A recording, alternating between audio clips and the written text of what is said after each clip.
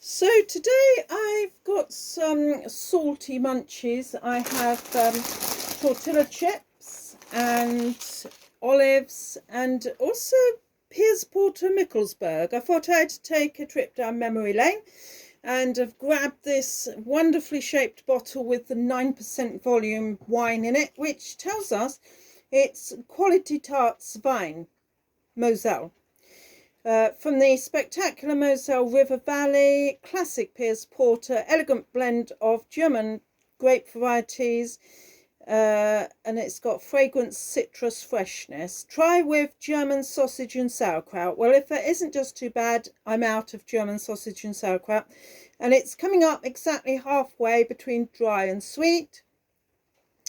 And, well, anyway, what does Jancis Robinson have to say about this German wine? She says, Quality Tarts Wein bestimmter Anbaugebiet, Germany's shame. By far the dominant quality, category, including all Liebfrommersch and Grosslager blends sweetened up with added grape concentrate, Sus Reserve.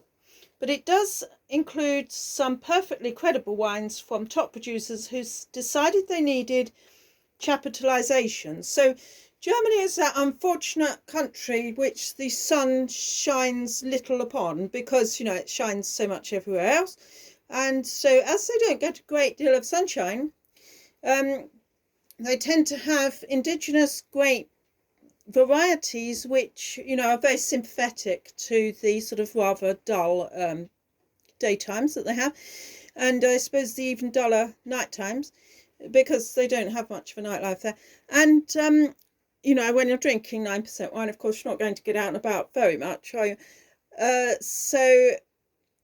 I'm sort of struggling for something to say here, apart from the fact that I'm going to open this one later in the week, and it does take me back down memory lane because I remember the first time I ever got drunk. I was about 19 years of age or something like that, and some people had passed their A-levels or something, so they had a party in one of the music college rooms, and they invited everyone. Then there were bottles and bottles and bottles of Liebfrommersch, and there were white plastic cups to go with those, and I downed, because it did seem like water to me, I downed 9 of them, one after the other.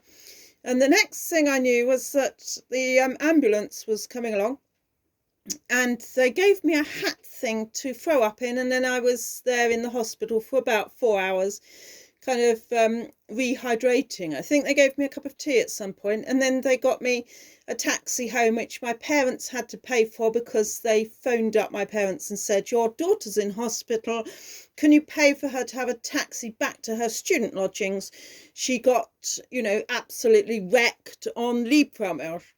So that was the beginning of my drinking career, and I can honestly say everyone has to start somewhere, and I think I've improved greatly by them since then, because for a start, most of my wine glasses are incredibly classy, and I've never been known to drink out of a white plastic cup thing before or since. And also, the kind of wines I drink just don't really lend themselves to absolute slosh glugging, although I may need to be transported somewhere after this Piesporter Michelsberg, but as there's only a pint and a half in there at 9%, which is only a little bit stronger than your average beer from Kent, say, I don't think I'm running any great danger this week. There you are, trip